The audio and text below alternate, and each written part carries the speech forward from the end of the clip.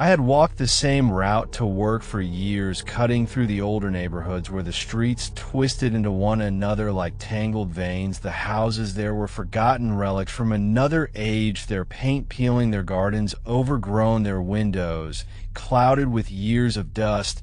Yet no matter how often I walked the path between Belmore Street and Hillcrest Road, there was never anything between them, only a narrow line of trees and a rusted chain link fence closing off what looked like an unused patch of land. Then one morning the house was there. It should have been impossible. It stood directly between those two streets on a narrow strip of land that I'd passed every day for years, a tall, crooked house with sagging shingles and walls gray with weather. It leaned ever so slightly forward, as though peering out at me. The windows were narrow, dark, and clouded, but I had the uneasy sense that something on the other side of the glass was aware of me. I stopped dead in the street. My memory rebelled because I knew the space had always been empty.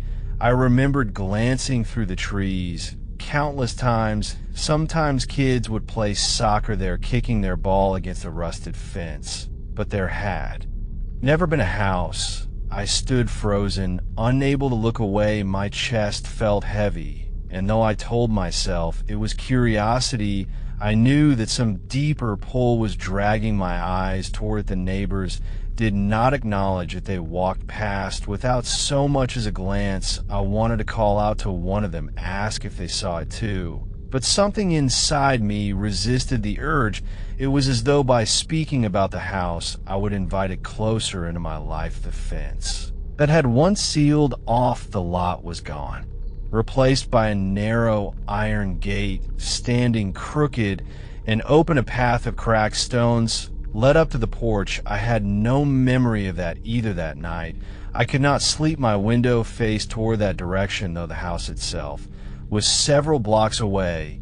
Still, I felt it there in the distance, watching me. A strange ringing filled my ears. Whenever I thought about it, low and constant, like the echo of a bell, my dreams twisted into images of tall, dark hallways and staircases that doubled back on themselves, rooms filled with shadows deeper than night. I woke with the taste of dirt in my mouth, as though I had been breathing soil the next day. I avoided looking in its direction. As I passed, the iron gate was still open, the path still waiting. The door itself was pale cracked wood with a brass handle tarnished black with age. Something inside whispered to me, step forward, open the door just for a moment, but my legs carry me past, and I force myself to walk faster, yet the house follow me in subtle ways. I began to notice details that should not have existed. Old mailboxes in the neighborhood bore the name of a family I had never heard of, and yet somehow I felt I should have known they were connected to that house. A child's ball rolled into the street in front of me, and when I glanced up to return it, the child was gone. Only faint laughter carried on the air that sounded too thin, too distorted to belong to anyone human at work. I found my papers marked with faint water stains that resembled the same crooked outline of the house between my notes and margins of books. I found sketches, crude, faint outlines of the house, scratched into the page, as though my own hand had made them without my knowledge. The worst was the third night, when I woke to a sound like wood creaking from just outside my window. I sat up, heart pounding, and saw through the glass the faint outline of a roof peak visible beyond the trees. I should not have been able to see it from my house. The distance was too far, yet the house leaned closer, as though it had shifted place in the world just to look back at me. I did not sleep again until dawn, and when I finally drifted into exhausted dreams, I saw the open door of that forgotten house between the door frame and the shadowed interior. Something smiled, though I never saw its face, only the impression of a grin stretched too wide for a human mouth. The house did not leave my thoughts. The more I tried to ignore it, the more It found its way back into my life. I told myself I would not look again as I walked past, but my eyes betrayed me each time they would glance to the side, almost involuntarily, and there it stood, leaning forward, crooked windows black with depth, as though they opened into nothing. I decided I had to prove it to myself.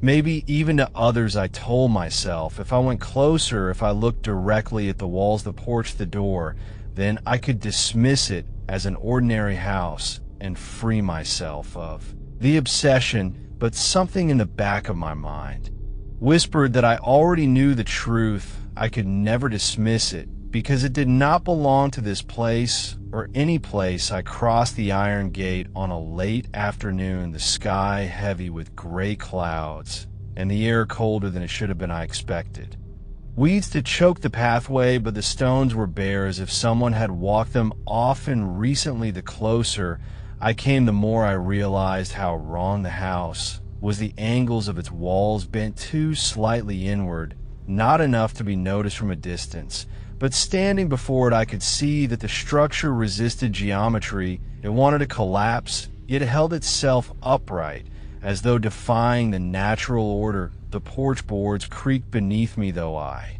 had not yet stepped on them. My weight was still on the path, but the sound carried clearly in the air, sharp and hollow. My throat closed, and I felt every instinct screaming to turn away, but my hand lifted toward the door of its own while the brass handle was colder than ice, a sensation that burned as I touched it. I pulled away quickly, yet the faint outline of my grip remained pressed into the metal, a handprint blackened like a brand. I stepped back, heart racing. I had not even opened the door yet. I felt as though I had seen something I should not have in the upper window. Behind a curtain of grime and dust, something shifted. The silhouette was wrong, too tall, too narrow, bent at an angle that no body could hold. It lingered long enough for me to know I had truly seen it before fading back into the blackness. The neighbors still ignored it. That evening, I asked a man watering his lawn if he had noticed the old place between Belmore and Hillcrest. He looked at me blankly and asked what house I was talking about. His gaze carried no recognition. He walked that street daily, yet it was as if the building did not exist in his memory. That was when I understood the house did not merely appear. It chose who could see it. The following nights were worse. Sleep became impossible. When I closed my eyes, I saw its crooked staircases, rooms with wallpaper that peeled away to reveal more walls beneath, each layer older, more rotten, as if the house had been rebuilt countless times upon itself. I felt I was walking its hallways in my dreams, but the more I struggled to wake, the deeper I wandered inside. One night, I woke gasping for air. My hands clutched my blanket tight, but my feet were filthy with dust, as though I had been walking barefoot through dirt. I checked the door and found it unlocked, though I never left it open. I bolted it and sat awake, listening to the faint groaning sound of what echoing through the night, carried from streets away. By the fourth day, I could no longer resist. I went back to the house at midday, hoping daylight would protect me. The gate waited open, the porch boards groaned, and the door hung just slightly ajar. When I stepped forward, a rush of cold air escaped from the darkness. Within it smelled of earth and old wood, but also of something else, like rot buried deep beneath the floorboards. For only a second, I saw it. The hallway stretched impossibly long, the floor sloping downward into darkness. Doors lined the walls, and behind them faint shuffles, whispered movements, and shallow breathing, as if countless unseen tenants waited just beyond sight. I slammed the door shut before I could look further. My hand shook violently as I backed away. My legs nearly buckled beneath me. That night the house came closer again. I could feel it pressing at the edges of the street of the walls of my home. It no longer leaned only forward, it leaned toward me. I could not see its windows, but I felt its gaze pressing through glass, and with its presence filled every corner of my house like damp seeping slowly and steadily into everything. I had not crossed its threshold fully, but somehow I knew it was already inside me. The house had chosen me. The days blurred together after I stood before the door. My thoughts no longer belonged to me. The house grew stronger, each night pressing further into my mind. I could not escape it by closing my eyes, because that was when it showed me the most. I would drift into half sleep, only to wake standing in my hallway, convinced I had walked miles through corridors that were not in my home. The sound of footsteps followed me, sometimes from above my ceiling, sometimes from beneath the floor. At first, I told myself it was my nerves, my imagination, bending under stress, but I could count them slow, deliberate, one step at a time. The weight was wrong, heavier than human. Each step made the walls tremble faintly, like the whole house breathed in response. I avoided Belmore and Hillcrest for a while, taking longer routes to work, but avoidance gave no relief. Every street echoed with groans of wood. Every alleyway seemed darker, colder. My reflection in shop windows looked pale, distant, my eyes glassy and rimmed with shadow. And once I thought I saw another reflection behind mine, tall and narrow, its face stretched into something that did not belong to any person. By the seventh night, I began to hear faint whispers. They did not come from outside. They came from within my house, the one I lived in. Familiar walls now carrying the voice of another structure. The whispers were fragmented words, almost intelligible, repeating names or phrases I did not recognize. Sometimes I thought they called my own name, though the tone was warped. Stretched thin objects in my house moved subtly, doors half open. When I remembered them, shut. My chair facing slightly toward the window, though I never left it that way. Small things at first, until I woke one morning to find deep scratches across the wall above my bed, 4 long parallel lines etched through the paint and plaster, as though something had been reaching down from the ceiling in the night. That was the day I returned to the forgotten house, not from choice, but because I felt pulled. The streets bent toward the route I took ended at the iron gate. No matter how many turns I made, I stood again on the cracked path, staring at its warped frame. Its roof leaned heavier now, its walls darker, as though feeding on the shadows around it. The door opened before I touched it. A long sigh of air escaped, and I felt cold dampness brush against my skin inside. I could see the hallway stretching downward, the wallpaper curling, the stairs leading into impossible angles. My mind told me to run, but my body betrayed me. I took a step forward, and the air grew thick like water. My breath caught in my throat, and my ears rang sharply as if I had crossed a barrier. The sound of breathing filled the hall, not my own, not even one source, but many, all in unison, shallow, slow inhalations and exhalations behind every door along the walls. The silence between breaths was worse. It stretched too long, until I thought the whole place was holding itself still, just waiting for me to move again. I do not know how long I stood there, but when I stepped back, the floor under my feet pulsed faintly like something alive, and displeased. My retreat felt like escape, but as I reached the street, I realized the houses on either side had vanished. The road no longer connected Belmore and Hillcrest. It was just the house behind me and a black stretch of nothing ahead. I shut my eyes and forced them open again, and I was back on the street, but trembling, drenched in sweat. My body remembered the dampness of that air, the sound of hundreds breathing. The way the house bent reality around it I realized it had not just chosen me, it was drawing me inside piece by piece. That night, the ceiling above my bed shook faintly, dust falling onto my face, my lamp flickered, shadows stretching long across the walls, and for the first time, I heard laughter, not loud, not clear, but faint and broken like a memory. Replaying wrong, I pressed my hands over my ears, but it was not sound. It was inside the house, had opened the door for me, and sooner or later, I knew I would have to walk through it completely.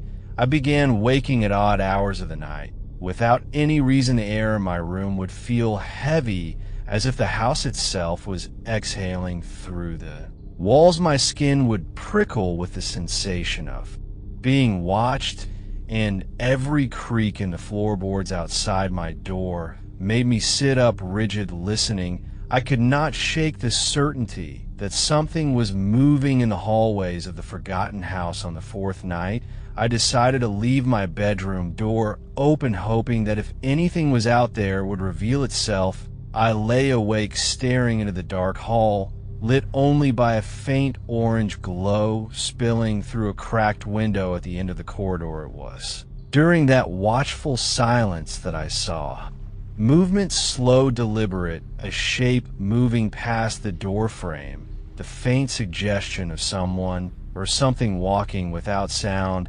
I froze, unable to breathe, then leaned forward, tried to convince myself it was a trick of the light. But when I rose and peered into the hall, nothing was there, only the air thick with the scent of dust and something faintly sweet like rotting flowers. The next morning, I avoided the house for hours, wandering between the two streets as though distance could push back what I had seen. Yet the house always lingered in my mind, its windows watching me from whichever side I stood. I realized with dread that the more time I spent near it, the more it seemed to shift in my perception. At times it looked older, more ruined, its roof sagging, its walls blackened.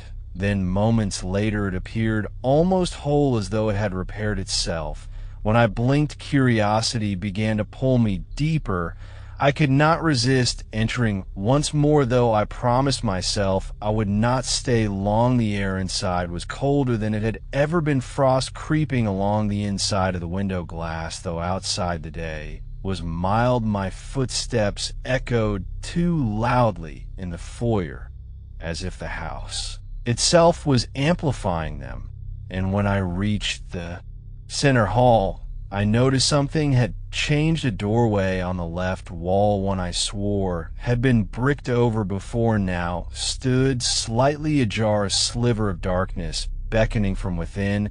I hesitated, pressing my hand against the wood. It felt warm, as if something alive pulsed beneath its surface. When I pushed it open, the air shifted, and I saw a staircase spiraling down into the earth. It should not have been there. The house was small and raised on shallow ground between two streets. There was no space for a basement, yet the steps stretched downward, impossibly deep.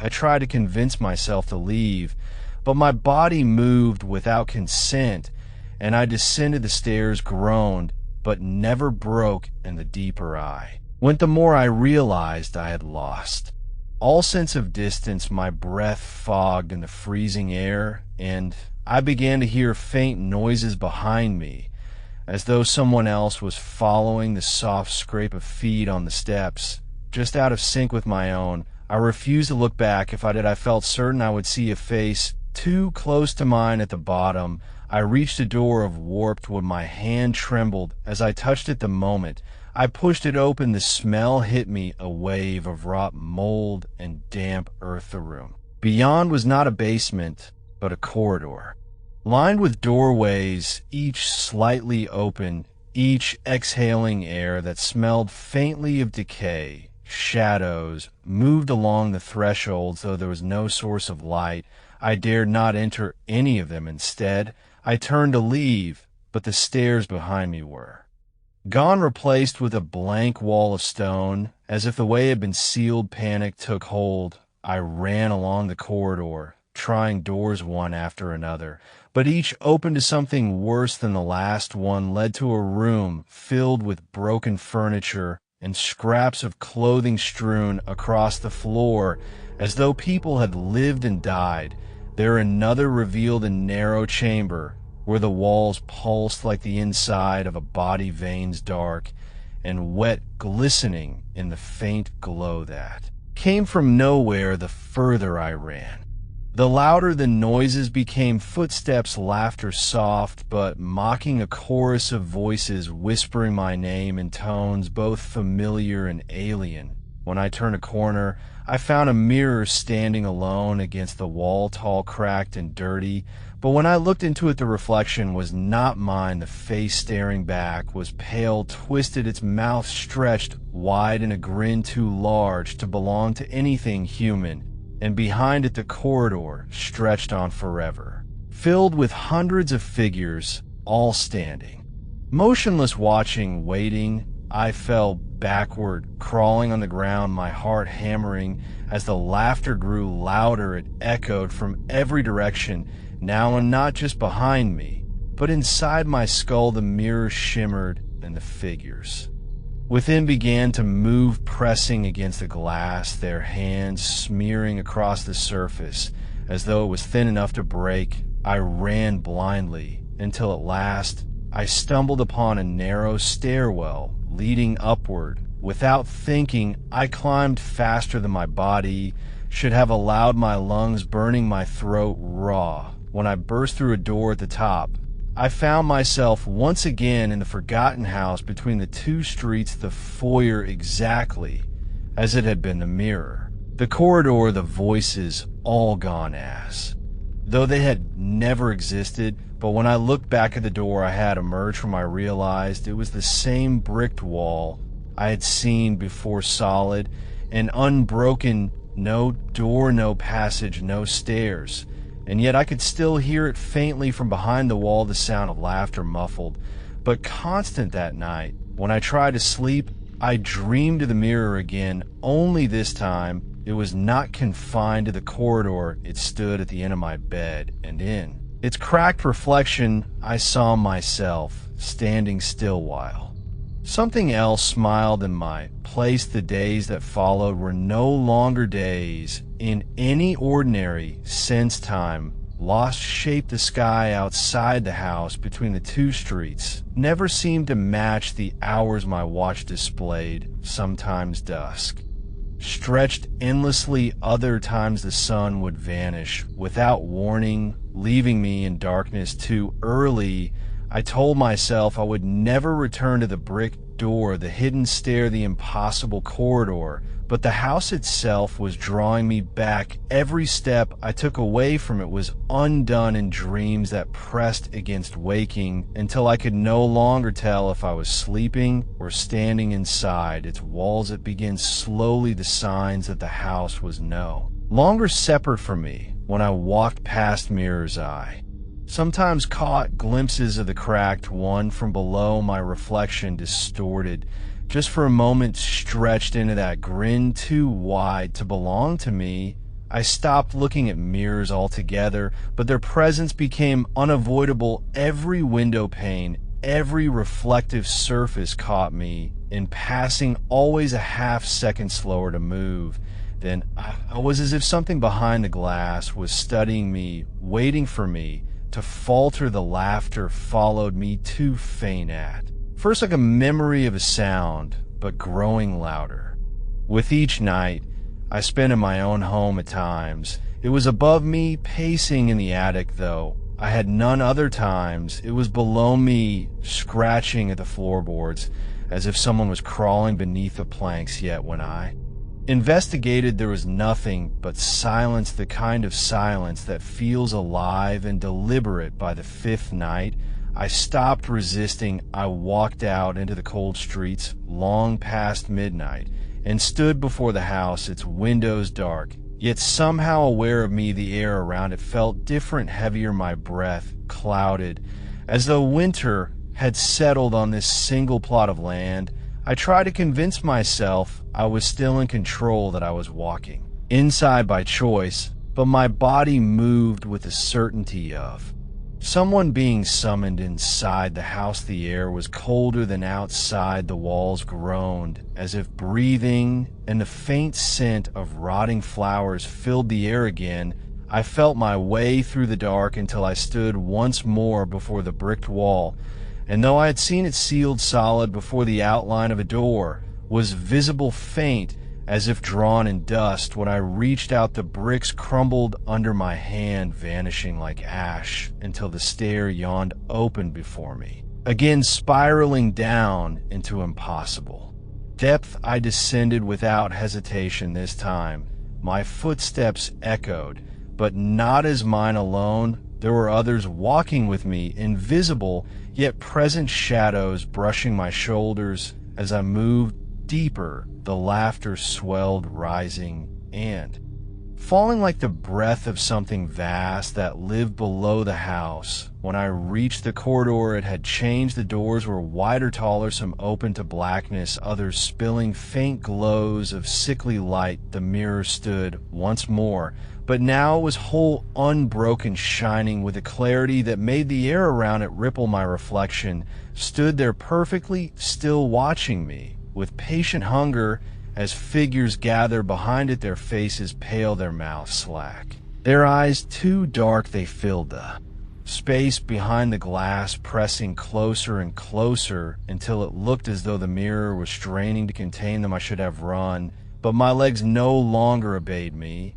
I stepped toward it, drawn by a force that felt older than memory. The reflection smiled, the same stretched grin I had seen before, and for the first time I felt my own face move to match it. I tried to scream, but no sound left my throat, only the echo of laughter filling the space around me, drowning everything else. The mirror trembled under the weight of hands pressing from within. Cracks spidered across its surface, light bleeding through like fire.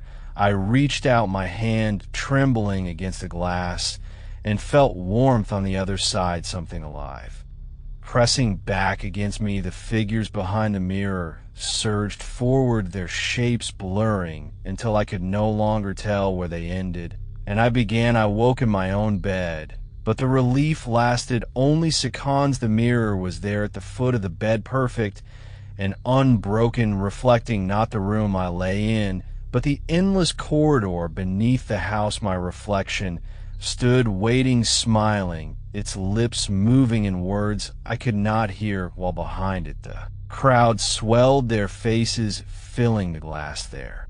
Laughter rising in one terrible voice. I tried to cover the mirror, tried to destroy it, but it followed me wherever I went, each time in a new place, sometimes in the bathroom, sometimes at the end of the hall, sometimes in the corner of my vision, waiting. It does not matter where I go, the house is with me now. The two streets are meaningless. The forgotten place has moved inside of me. The worst part is not the laughter, not the mirrors, not the shifting of reality. It is the faces I recognize in the crowd.